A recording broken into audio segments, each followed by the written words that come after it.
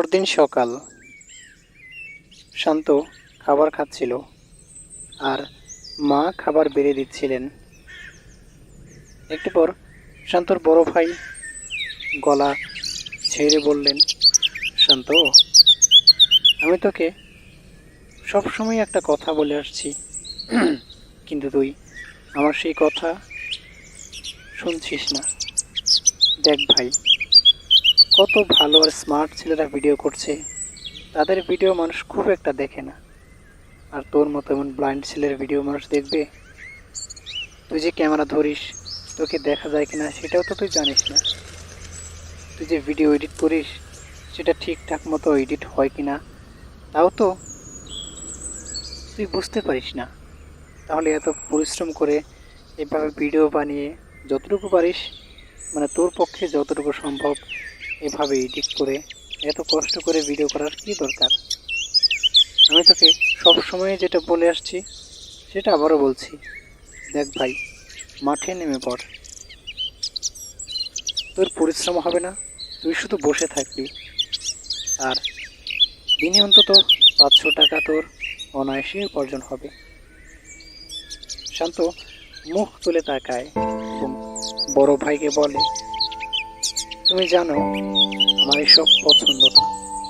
আমি সবসময় আল্লাহর কাছে দোয়া করি, যদি তিনি আমার ভাগ্যে আর কোনো রিজিক না রেখে থাকেন, তবে যেন তিনি আমাকে উঠিয়ে নেন। তারপরও আমি যেন সেই কাজে না জড়াই যা তুমি বলছো। বড় ভাইয়ের কণ্ঠ তীক্ষ্ণ হলো। সে বলল, আমি তোকে খাওয়াচ্ছি, আমি পড়াচ্ছি, আর আমার কথাই শুনবি না?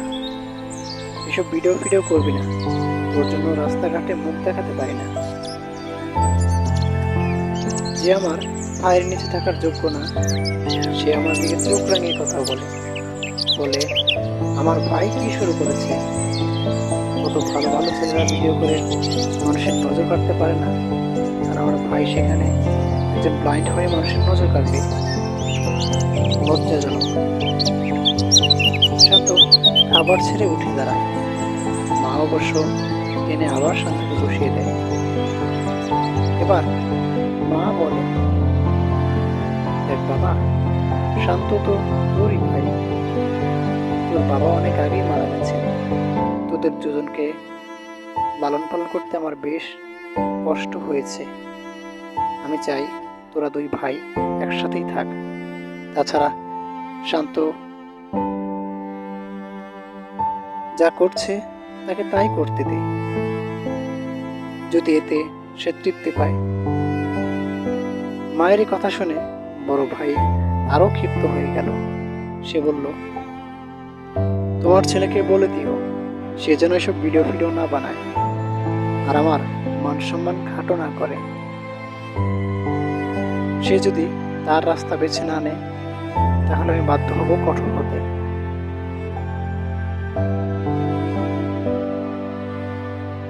শান্তর ভাবি কথা ধরে। সে বলে, ঠিকই তো, আপনার ছেলে সংসারে কোনো টাকা দিচ্ছে না। আমার স্বামী মাথার ঘাম পায়ে ফেলে উপার্জন করে, আপনার ছেলে কিনা সেই টাকা খেয়ে ভিডিও বানায়। আপনি মা হয়ে এমন অবিচার কিভাবে সহ্য করতে পারেন?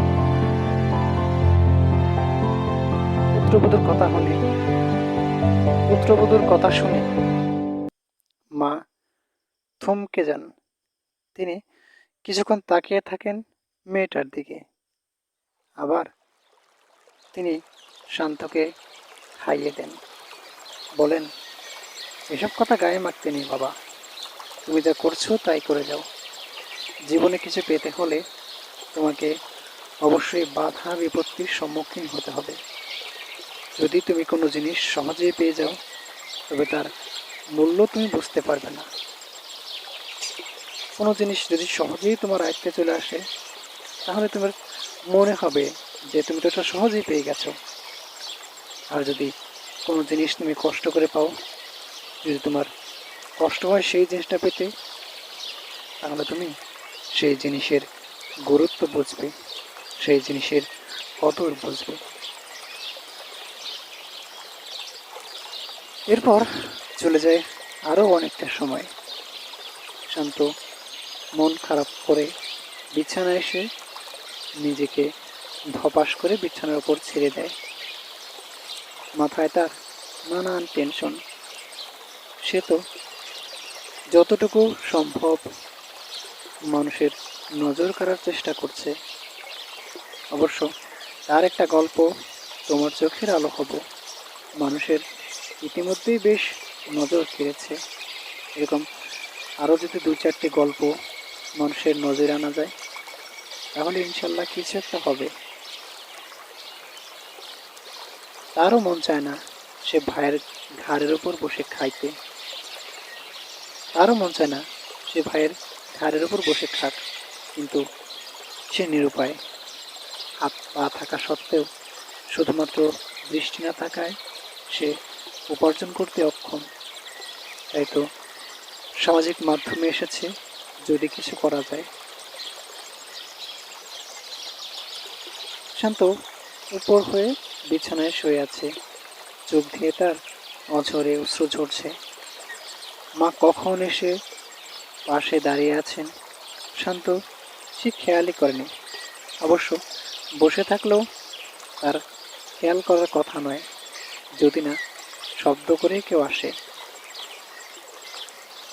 এক পর্যায়ে মা শান্তর মাথায় হাত রাখলেন। চমকে শান্ত উঠে বসে।